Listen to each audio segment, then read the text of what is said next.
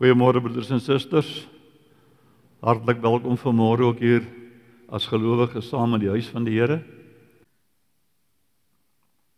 Ons skriflesing vind u vanmôre uit 1 Korintiërs 15. 1 Korintiërs 15 vers 12 tot 20. Paulus is hier besig om vir ons 'n baie groot waarheid te beskryf. Iets wat ons so pas in die sing van ons liedere ook erken het. En hy sê dan nou ook hier, as ons dan verkondig dat Christus uit die dood opgewek is, hoe kan party van julle nog beweer dat daar geen opstanding van die dooies is nie? As daar geen opstanding van die dooies is nie, beteken dit dat Christus ook nie opgewek is nie. En as Christus nie opgewek is nie, is ons prediking sonder inhoud en julle geloof ook sonder inhoud. Verder sou dit beteken dat ons vals getuies oor God afgelê het, omdat ons teen God ingetuig het dat hy Christus opgewek het. As dit dan waar is dat die dooies nie opgewek word nie, het hy Christus ook nie opgewek nie. As die dooies nie opgewek word nie, is Christus ook nie opgewek nie. En as Christus nie opgewek is nie, is julle geloof waardeloos en is julle nog gevange in julle sondes. Dan is ook die wat in Christus gesterf het verlore. As ons net vir hierdie lewe ons hoop op Christus vestig, is ons die bejammerenswaardigste van alle mense. Maar nou, Christus is opgewek uit die dood, as eersteling uit die wat gesterf het. Tot sover ons skriflesing vanmôre, broeder en suster, en mag die Here gee dat ons daarin saam sal juig, as ons dit ook vir 'n paar oomblikke gaan oordink. Ons pas afgelope Paasgebeure is nog vars in ons geheue. En dat die opstanding van Christus uit die dode een van die fundamentstene van die Christelike geloof is, sal ons nie kan ontken nie. As dit nie sou wees dat Christus uit die dood opgestaan het nie,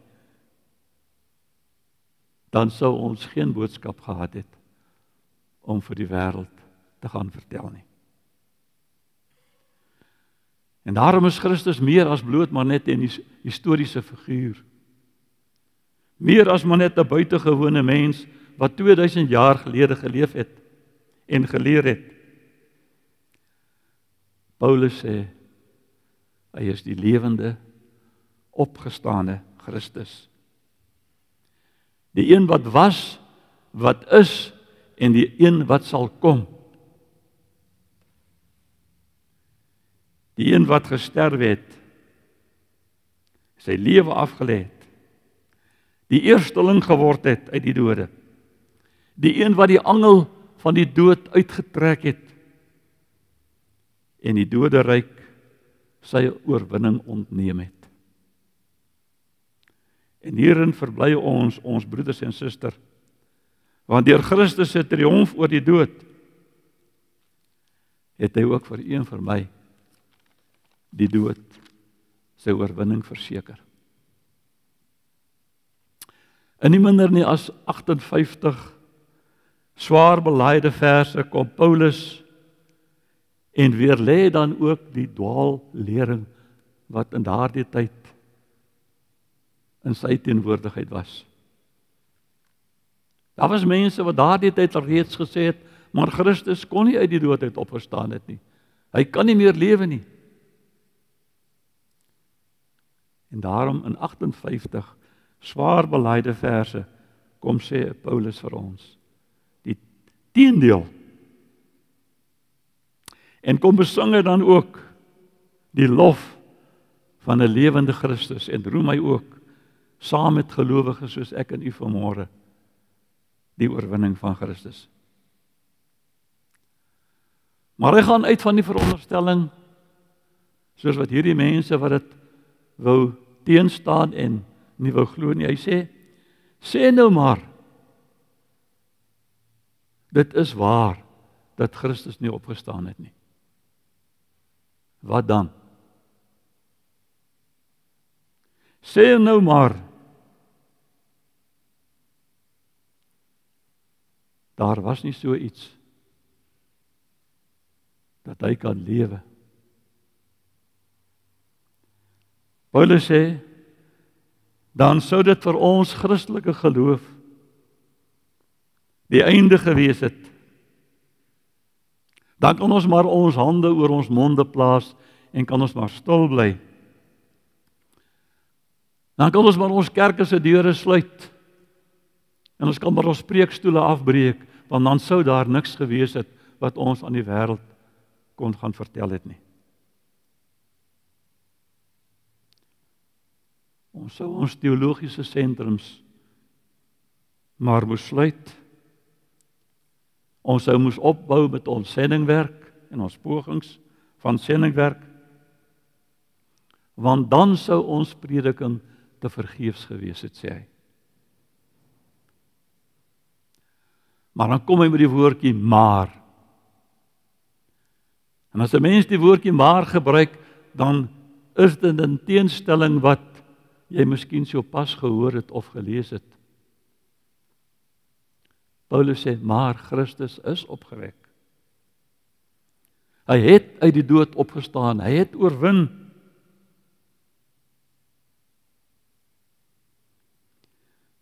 Hy leef. En daarom het ek en my broeders en susters 'n boodskap wat nie dood is nie, maar lewe. Het ons 'n boodskap, 'n prediking wat ons nog die wêreld moet indra en moet uitleef terwyl ons nog die krag daarvoor het. En nou sê Paulus, met hierdie boodskap moet ons volhard tot die einde toe.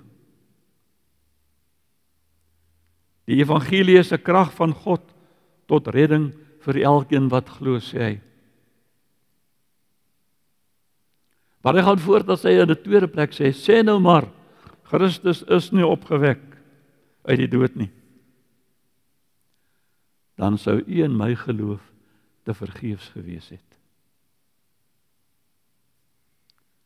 Dan het ons verniet geglo. Dan het ons geloof geen inhoud meer gehad nie. En is dit beroof van alles en net 'n leedop sou oorgebly het. Dan het ons geen belydenisskrifte meer gehad en geleer nie. Maar nou kom Paulus weer met die woordjie maar. Hy sê maar Christus het opgestaan. Dit staan vas. Want die opgestane Here het aan Sefas verskyn. Daarna aan 12 apostels. Daarna aan oor die 500 broers tergelyk. Toe aan Jakobus, daaraan aan die ander apostels, en dan sê Paulus ook aan my. Hy noem homself die ontydige geborene. Ook aan my het hy verskyn.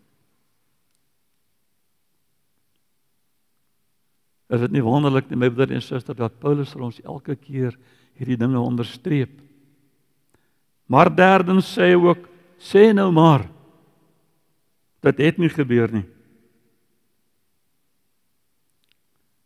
Sou dit beteken het, dat almal van ons nog in ons sonde sou leef, en in ons sonde sou sterf. Dan sou dit so gewees het dat die verlossingswerk van Christus onvoltooid was. En sou Christus nog in die graf gewees het na sy dood.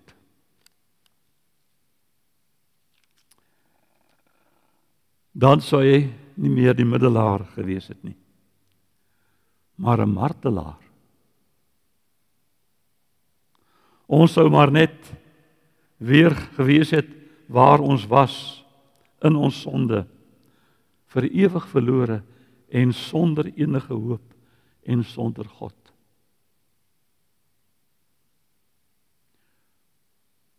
Paulus sê,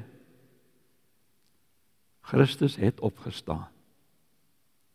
Hy het sy middelaarswerk volkome afgehandel. Sy versoenende offer het hy volmaak vir ons kom gee.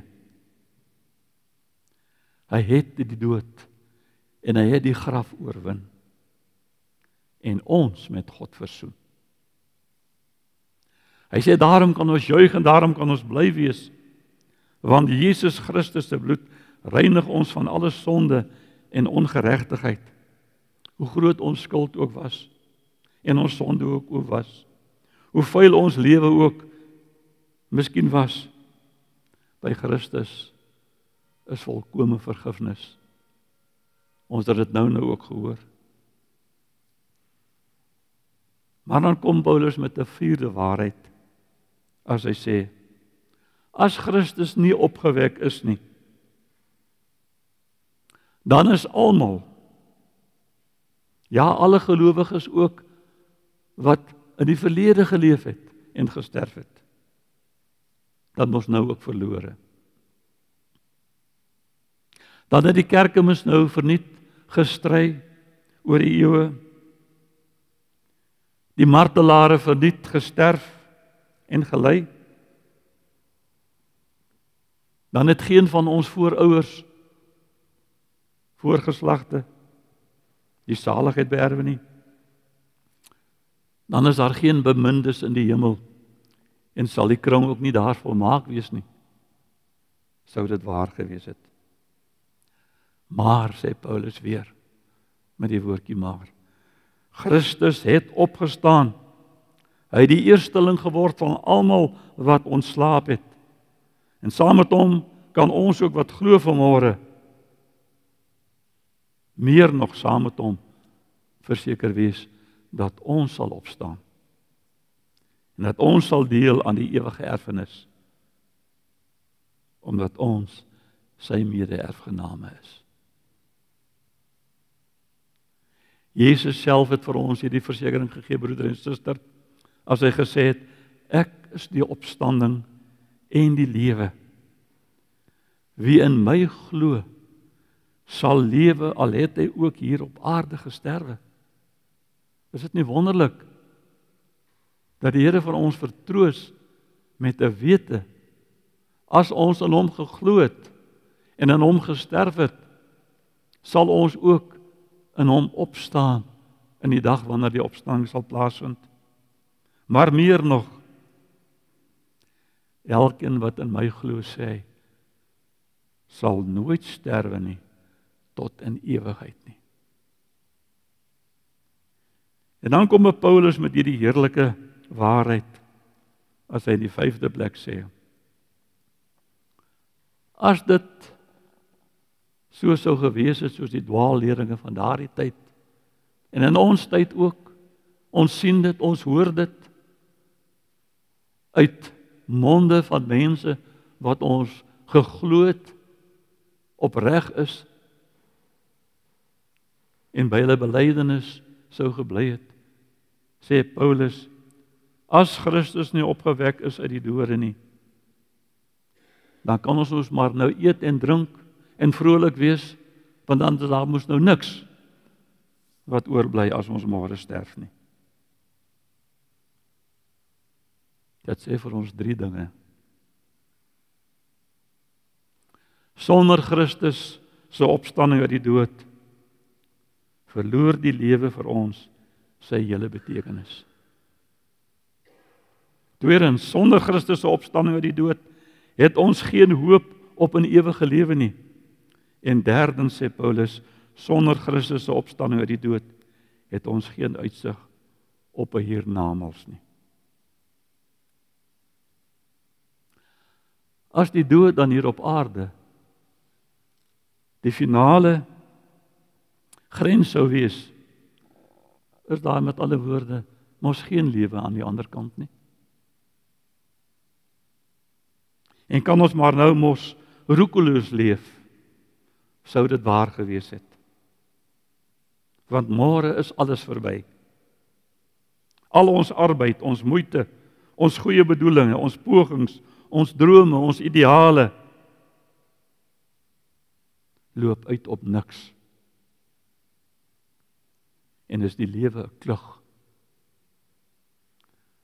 Maar, sê Paulus, maar, so leef en glo 'n Christen nie. Want dit is nie wat God se woord ons leer nie. Want die graf het nie die laaste sê nie, my broeder en suster. Die graf het nie die laaste sê nie. En die graf lag ook nie die laaste nie. Want Christus het aan die kruis, toe hy gesterf het, uitgeroep, Tetelestai, dit is volbring. Dit is klaar, dit is afgehandel. En word die onverganklikheid in die hemel en in hierdie sterflikheid hier op aarde met 'n onsterflikheid in die hemel vir ons gegee. Daarom is die dood nie 'n doodloopstraat nie, my broeder en suster. Ja, ons is hartseer as van ons geliefdes sterf. Ons treur oor hulle, ons mis hulle. Maar die dood is nie 'n doodloopstraat waar ons moet omdraai nie. Maar die woord sê die dood is eintlik 'n poort. 'n Poort waardeur ons moet gaan. 'n Deurgang, nie 'n donker afgrond vir die gelowige nie, maar 'n brug na die ander kant van die graf. Die ewige lewe. Daarom is die dood nie 'n finale punt agter ons bestaan nie, maar net 'n komma. So kan ons met ons oë gerig op die ewige stemming sinvol besig wees en lewe hier op aarde. Want u sien, liewe broeder en suster, ons aanbid 'n lewende Christus. Ons kniel voor 'n middelaar wat vir ons gesterf het, maar meer nog ook vir ons opgewek is. En vir ons intree by die Vader.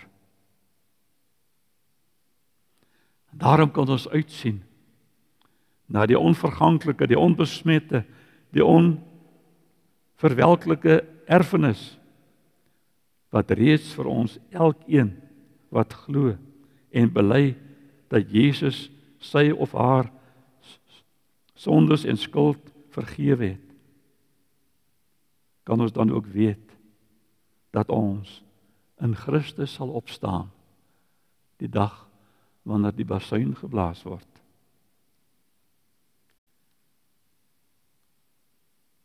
Kan ons vanmôre met sekerheid sê, ek bely dit? Kan u met sekerheid sê, u bely dit? Kan u vanmôre ook aan die woord vashou in 'n tyd waarin die dwaalleringe ook in ons kerke, van ons kerke nou al gepredik word, waar daar uitlatings gemaak word in ons belydenisskrifte. Broeders en susters, dit is verskriklik om te dink dat ons in daardie tyd, soos wat Paulus ook geleef het, in 'n oomblik van dwaalleringe, dat ons ook as kinders van die Here vandag sulke dinge ervaar en sulke dinge moet hoor. Maar as ons sê dat ons glo hy het gesterf vir ons, maar ons glo ook dat hy vir ons opgestaan het, dan kan ons ook nie anders aan hom uit te gaan en aan die wêreld te vertel, die God wat ons aanbid en in wie ons glo, lewe en ons lewe met hom. Amen. Hemelse Vader, hoe wonderlik dat ons vanmôre weet, u leef en ons saam met u. want ons glo in U. Dankie Here vir daardie belofte, dat wie volhard tot die einde toe, die oorwinnaarskroon sal behaal, die ewige lewe wat U reeds vir ons uitgesit het. Dankie vir die waarhede uit die skrif.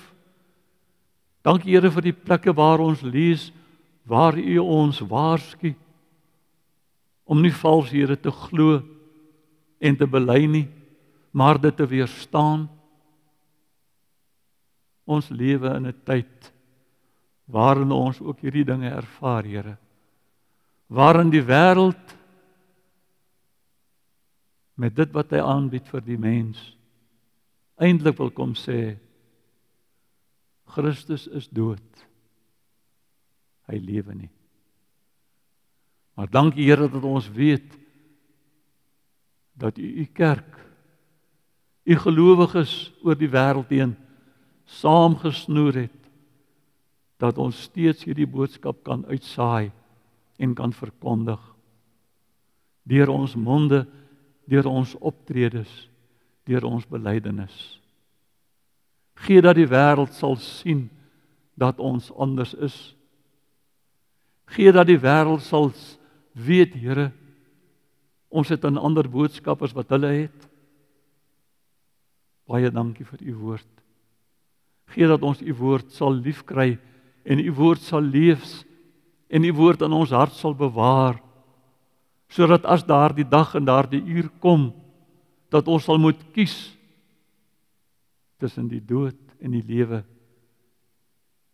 omdat ons U naam op ons lippe het, Here, dat ons sal sê, ons kan nie anders nie. Ons kan nie anders as om te sê, dat ons in U glo, en dat U vir ons gesterf het, en ons saam met U nie.